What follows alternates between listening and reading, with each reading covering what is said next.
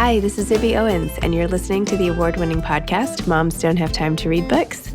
I'm also the host of Moms Don't Have Time to Lose Weight, and I'm the editor of the anthology, which you should run out and buy, called Moms Don't Have Time to, a Quarantine Anthology. All proceeds of that book go to COVID-19 vaccine research. And I'm the editor-in-chief of Moms Don't Have Time to Write, a new publication on Medium, and we're accepting submissions, so please send your personal essays there. And if all that isn't enough, you can follow me on Instagram at Zibby Owens, and my website is zibbyowens.com. Okay, now back to this amazing podcast. Deborah Goodrich Royce is the author of Ruby Falls, a novel. Her first novel, Finding Mrs. Ford, debuted in 2019 to rave reviews. She divides her time between the Northeast and Florida, where she writes, reads, watches lots of movies, and spends time with her family.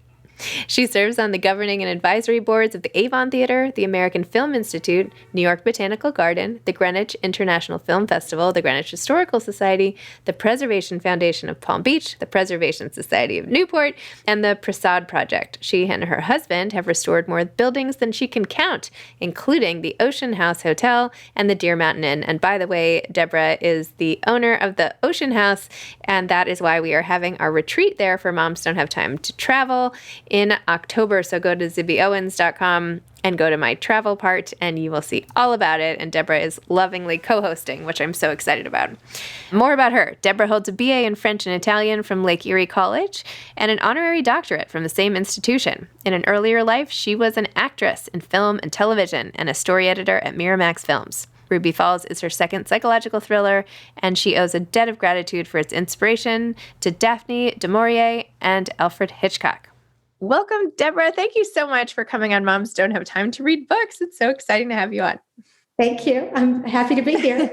I just finished Ruby Falls, which is so good. Lots of twists and turns. I didn't know what was going to happen next. Didn't see a lot of it coming. It was really great and beautifully written. And I read Finding Mrs. Ford, which was about Rhode Island and Watch Hill and the Ocean House as I was in the Ocean House, which was the coolest thing. I was like, oh, I've never read a book like where I'm actually in the exact spot where it takes place.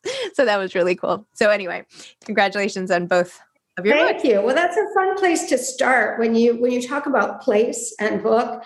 It's one of my favorite things in fiction, if I recognize places. So I tend to prefer real places inserted in fiction. Yeah, because I actually flipped to the front and I was like, this is a novel, right? But then I realized it was a fictitious house, right? Or is it one of the houses next door? Because you reference the Ocean House in the book. It's actually our house. It's where we live. So my husband, who is not an architect, he's in the financial world, but he has this great passion for beautiful buildings and history and things like that. He and his very eccentric builder friend spent 6 years building that house. And when I met him over 20 years ago and I walked into that house, I thought, I would love to see the Ghost and Mrs. Muir reset in this house. So Finding Mrs. Ford is not, a rewrite of the Ghost and Mrs. Muir, but it has threads of, at the beginning that her husband is dead. And it isn't the Ghost and Mrs. Muir, but his presence is felt in the house. And I do think that there are feelings in places. So I wanted to write that house in that place. And people photograph. I don't know if you went around that area of Watch Hill. We have a porte cochere with this beautiful arch that you drive under. You might not have gone in that way. You go through a gatehouse to get to the main house, and people are always photographing it and putting it on social media. That's the house of Mrs. Ford. Oh my gosh. Well, great. I was right there, and maybe I didn't. Maybe I'll go back. I'm telling you, I might just head up there this weekend. I'm obsessed with the hotel now. Well, you described the whole neighborhood really well too. And you just are really, really good at creating worlds. Even if I hadn't been living there, it would have made me feel as if I were, which is why I feel like I was sitting in bed that night being like, oh, it's like I'm being watched and here I am in a book. Well, let's talk about Ruby Falls for a minute. So would you tell listeners what Ruby Falls is about and also what inspired you to write it? Ruby Falls in many ways. I would call it a Gothic novel, but my publisher at a certain point said, "Why are you using that word? Don't use that word." Because nowadays people think of vampires. It's not Gothic in the vampire sense. It's Gothic like the books you read when you were a teenage girl. It is like Jane Eyre or Rebecca or The Woman in White. It's really an homage to that genre where you have something of a damsel in distress. You have a male figure who may be benign, may be malevolent, you don't really know. And you spend the book trying to sort out what's what. So Ruby Falls takes off from there. It goes to, I think, a spookier and stranger place. So I want to tell you how this book started. I was sitting in this room. This is a conservatory where I write. It's a kind of a garden room. And the first 2 chapters of the book downloaded into my little brain one day several years ago. And I thought, what? That's not the book I was intending to write. The whole beginning, where this child is abandoned in a cave in Tennessee, scared me witless. And yes, I was in Ruby Falls Cave when I was a child. My family did not leave me there. I figured. Completely fictionalized. But I thought it was such a scary place to start a book. And then the second chapter, you go to the girl, now a young woman, and she's an actress. She's been written out of her television show, which is an American soap opera, almost a disappeared genre, 20 years later. And she's been fired, and you don't know why, and something's not quite right. Ends up in Europe, marries a mysterious stranger, and they're about to go in the catacombs of Rome when she has a big attack of claustrophobia and thinks, maybe I should tell him about this thing that happened to me as a child.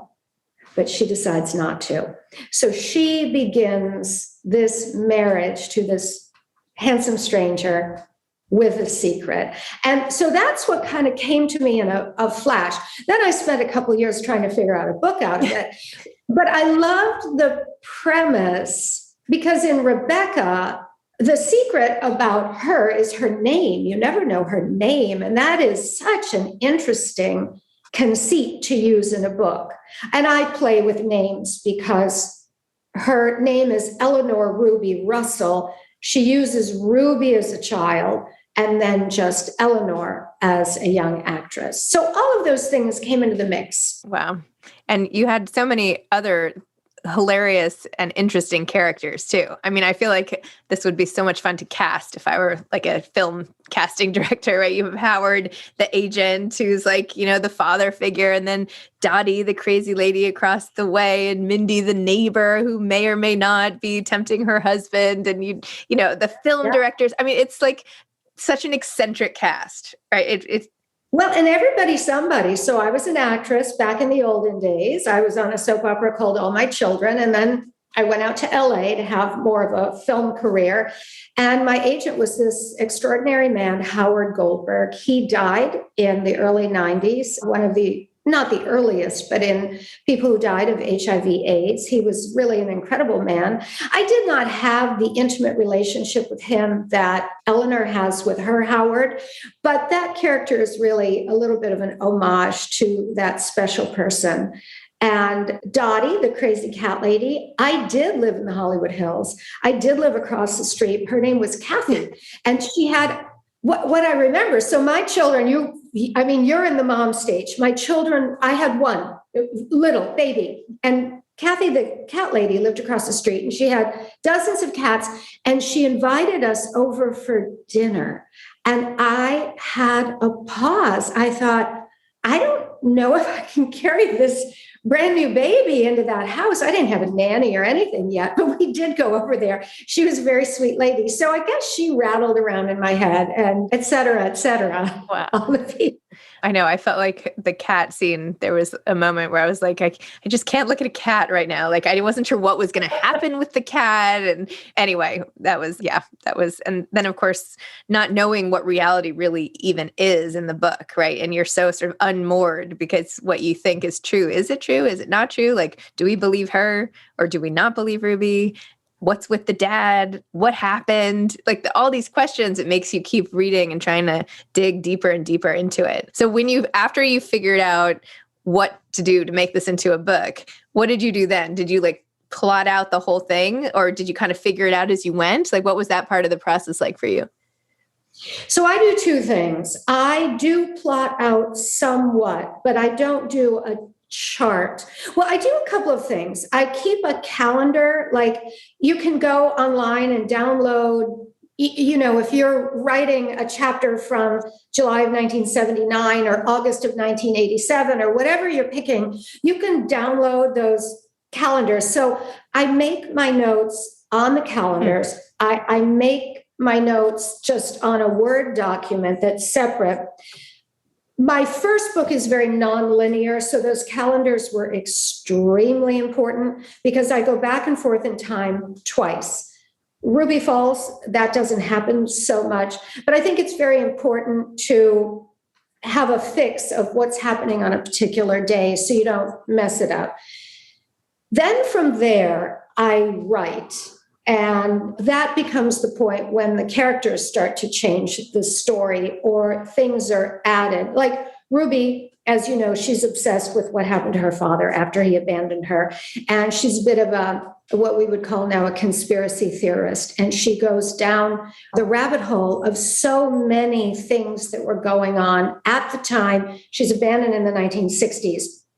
And she thinks about the Kennedy assassination and Jack Ruby, and is that why she was named that? And this wacko thing called the Dixie Mafia, which is real. I read 2 books on it. She looks at Cuba and Russia and all this stuff. And the book was just optioned for either a film or a TV series. And the producer was saying, what would you feel if this became now, if it were contemporary? Tricky things taking a story like that and making it now, because a conspiracy theorist now, wow, with the internet can go very far down different rabbit holes that I think might be too distracting. But it would be interesting to see if that's what they choose to do, what options they would come up with. Also, the lack of a cell phone is a very important device to keep that kind of thriller moving forward when you don't have that option of, calling the police or 911, whatever. That's true. Well, that's exciting that it'll be, you could see how it's going to play out. I can't wait to watch it as well. That's exciting. Wow. And what about even all the international elements of this book? Like, tell me how you decided on, there's so many European influences. Like, I feel like this is a jaunt across the globe, right? I can start in perhaps Italy, or I can go to, Zurich, or, all these places. Tell me about having that be an influence too, because it's very LA centered. And I love that it's like the Chateau Marmont beginning and all of that. But then you have these other influences. So anyway, just tell me about sort of the landscape of it. Well, so the first 2 chapters just came to me. So the thing in Italy just came to me. I have no idea where it came from. I have been to Rome. I have been to the catacombs. I am a little claustrophobic. So that was that. And then so this idea of identity. Who are people? Who do they tell you they are? Who are they really? What do they reveal? What do they conceal? That's a puzzle that is endlessly fascinating to me. So in this part of Ruby, Eleanor, who is she? And what is she really showing us, the reader? The international element became interesting. Also the husband. I loved the idea. So he's Anglo-Chinese. And he's handsome and he's exotic, and he has this British accent. And I'm picturing like Henry Golding in Crazy Rich Asians. That I see him as that character. So to me, he typified that remove, that distance, that exoticism, that there's something about him that she doesn't fully understand. She's a girl from the Midwest with Southern roots, and she picks this man who embodies something glamorous and different. So I would say that is why the whole European connection. I love when Howard is like, like laughs out loud when she's like, oh no, he's from the aristocracy and like British royalty and Count, Montague or whatever. And he's like, don't you see how much of a joke this is? She's like, what? Yeah, exactly. Yeah. Exactly. Very funny.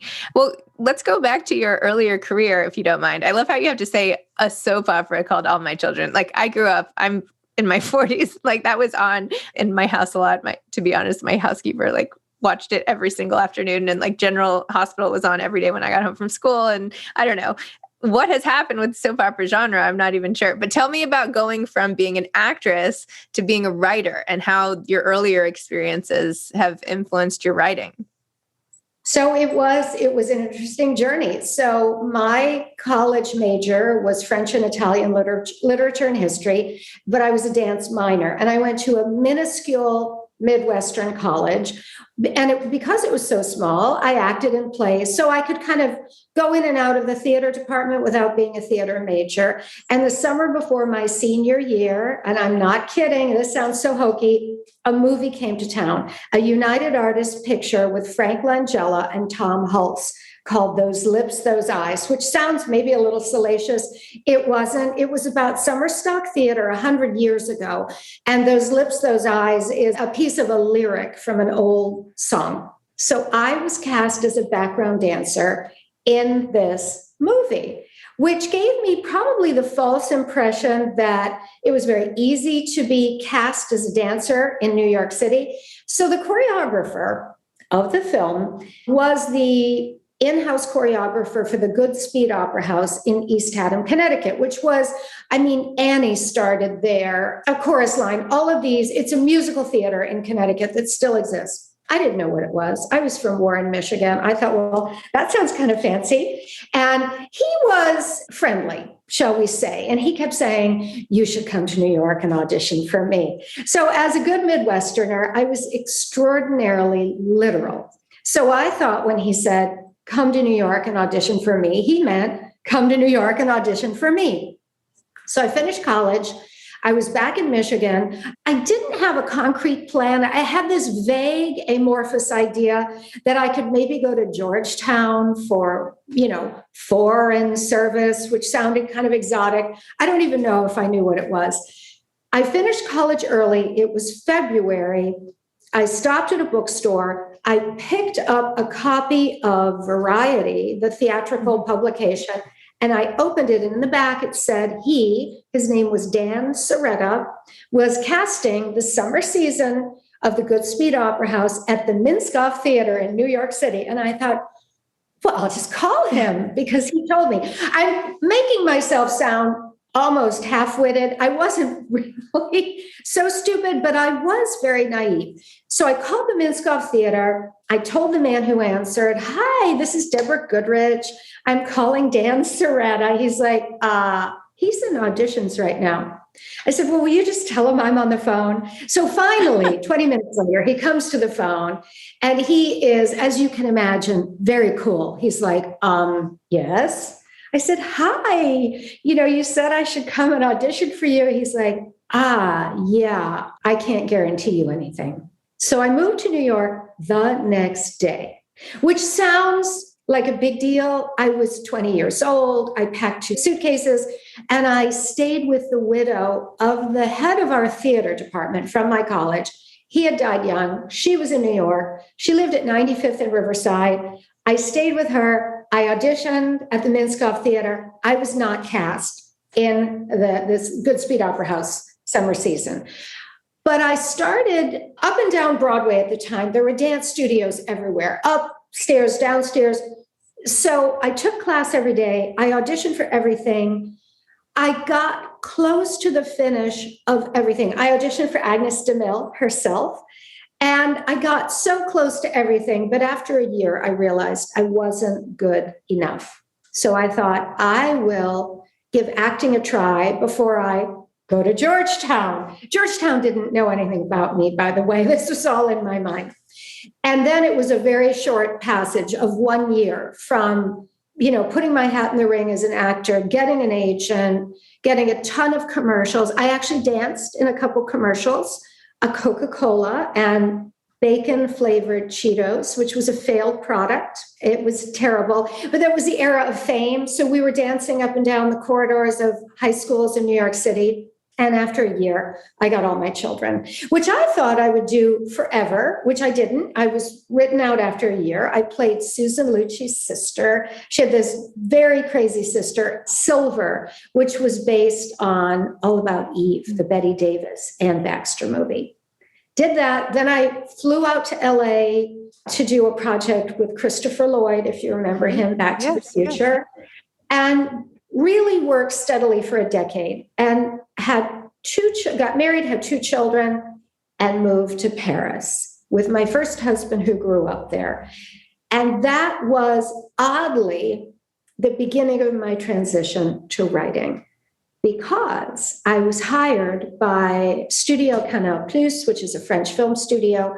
They were looking for native English-speaking readers. A reader is the lowest level, piecework, freelance position at any studio, but studios keep a stable of readers on. You're the person who reads everything that comes in the door. You read it, you write a synopsis, and you write a page of notes. And in the film business, you always write comps. This is a cross between Gone with the Wind and The Wizard of Oz, or whatever you say. What is this? What is it compared to? So I did that there. Then my first husband was hired by Julia Roberts to run her production company. She had a deal at Disney. And I was hired by Harvey Weinstein to be the story editor at Miramax in New York. So we moved back to New York, and that's what we did where we were in the 90s. And as that was all becoming a bit much, my children were very small. Miramax was a wonderful place, but very intense. I mean, this was the heyday of Miramax. And so for me, Miramax was like my writing school, because I got to edit the work of the finest writers, really in all areas of writing at that time. And then we divorced, I remarried, moved to Connecticut, and kept writing on my own, kind of secretly. And to tie this back to moms don't have time to read, write, whatever, I was one of those people I did a lot while my children were young. I worked at Miramax, did all that stuff, all the restoration projects my husband and I now do. But the writing, that deep cone of silence and absorption required for writing, I really didn't get serious about it until the youngest child left the house. Then I felt like I got the real estate in my brain back, fully back, and I could shut out the world and write. So that's a long story. That's a great story. There should be a movie of your life. You should sell your life rights and try that next. That's very funny. Well, think about it. Are you thinking about it? No, I'm not. But I do put bits and pieces in books. I'm in fiction. I do think fiction is a great vehicle for truth. I think it's a way of embedding kind of a distilled version of truth into what you're saying. And I think that's why we like it so much. I think we get caught up in a good story, but I also think we see something and we say, oh, yes, I felt that. I recognize that. That's the thing. Wow. So at Miramax, when you got divorced, is that when you left Miramax? No, I left Miramax before that. The volume was intense. And I don't know how you do what you do. I'd love to hear that. But the weekend read was often 12 scripts and a novel. And I would often have to synopsize that for my immediate bosses. So it was pretty intense. Wow. And the commute was crazy. We lived at 77th and Lexington, and Miramax was in Tribeca. Leaving Brooklyn out of it, hardest Manhattan commute, shall we say. But I loved it. I mean, it was a thrilling place. And I have a great feeling of gratitude for my years there, because I learned so much. And it was a huge opportunity. Thank you to my parents that I went to college and I didn't go straight into acting, because I was able. So that's one of the things I feel. I feel a woman's life can be very episodic, to use a television term. You have your childhood, your college years, your young career years, et cetera, et cetera, et cetera. And I think we're used to that as women, and we are nimble with that. We're very nimble. I think men are increasingly having lives like that, and they are less adept at that kind of what am I going to do now moment, that door has closed, that chapter has ended, and how do I reinvent myself? And I think we're awfully good at it as women. I agree. And it's a necessary, you have to, right? Your roles are shifting so often, even with this, with this whole sort of childbirth piece thrown in, even women who don't have kids, there's just so much required to navigate. You have to, it's not an option. So. Right. And I think having it as an option, men historically in the wealthy Western world have had jobs for great lengths of time, whether they were at the corner office or they were on the factory line, there was some stability expected. And I don't think that's the case anymore for them either. So they should take a page out of our book. Well, I have to say also, and I don't know if I emailed this to you or not, but when I was sort of researching, I realized you were in Just One of the Guys, which was like one of my favorite movies growing up. My brother and I watched that one all the time. So yeah. So and I'm still in touch with Joyce Heiser. She's great. She's fabulous. She does a non-for-profit in South Central LA called the Ubuntu Foundation, and she works with children. So she's wonderful. I'm in touch with Toni Hudson. She's writing and acting. So funny. Who else? Clayton Rohner a little bit. I did my first 2 movies with Clayton Rohner. Just One of the Guys and April Fool's Day. Love interest in both movies. And we never dated. We never had anything romantic. And I thought, this is really weird. Are we just going to do movies together forever? Didn't turn out that way. So on the writing front, are you working on a new project now? I am. So my mother's best friend was murdered savagely when my mother and this girl were 12 years old. Oh my gosh. In Pittsburgh in 1948. And it is an unsolved crime. And it has had a big effect on my mother's life. And I've always been interested in this concept of an act of violence and the ripple effects it has on people who were not part of that act of violence. If you think of Mystic River by Dennis Lehane, the book, and then the movie that was made with Tim Robbins, it very much examines that premise. Something happens to a child, and then it plays out the rest of his life. So I've thought about this incident and I've been able to research it more. And a year ago, when the pandemic started, and I happened to be on book tour in Florida and ended up staying in Florida when everything was canceled, it is turning into a complicated book with 2 sections. There's a fictionalized version of a writer who's researching the murder of her mother's best friend, unsolved crime. And she's writing almost a film noir kind of story of a woman in Palm Beach who's about 40, who's married to an Argentine. I just love those international men. I know, I guess so. Married to an Argentine, and the pandemic kicks off and he disappears. And he gets the last plane to Buenos Aires with the 2 children. And she can't follow him. So the pandemic offers a lot of constraints that don't exist normally. It offers the face mask, which is a very good one. It offers the closing of air travel. So he disappears, and you start following this writer who's, I don't even know if it works. It might be terrible. The writer is going off in these tangents about this idea of violent crimes and people who become obsessed with violent crimes, like Dominic Dunn, completely obsessed with violent crime after the murder of his daughter. And so one in California, the Golden State Killer, Michelle McNamara, who was obsessed with violent crime after something happened in her childhood. So the writer is off on these tangents, but she's also writing this story.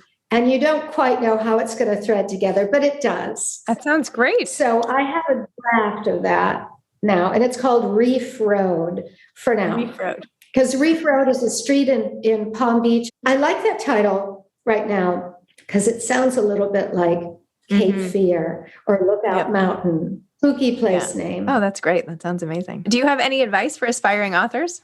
I do. One, I would always keep your hope alive because I'm a woman of a certain age, let's be honest.